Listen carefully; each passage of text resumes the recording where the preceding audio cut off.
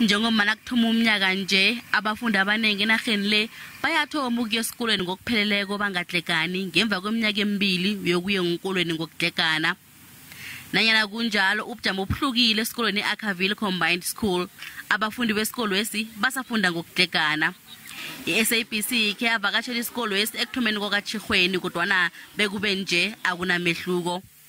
Umnyango wezefundo Limpopo uthembise ukuthi uzokunikela isikolo ngamaklasi wesikhatshana. We've ordered mobile classrooms and mobile toilets for use by the school while we're still working out details around construction.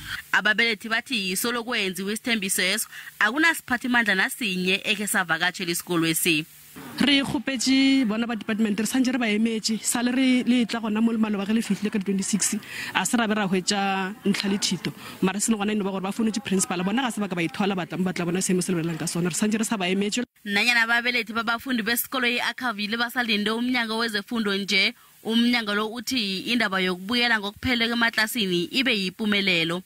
Bathi pheze i-95% yeenkolo isamukele isiqundo sokubuyela ngokupheleleko emaklasini. We understand that those schools that are experiencing these challenges will have to try and make those plans and finalize them before Friday so that by next week things are back to normal.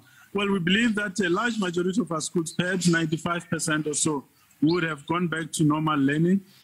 Umnyango wezefundo esisekelo unikele iinkolo bekube ngelesihlanu ukuthi zibuyele zonke ngokupheleleko emaklasini.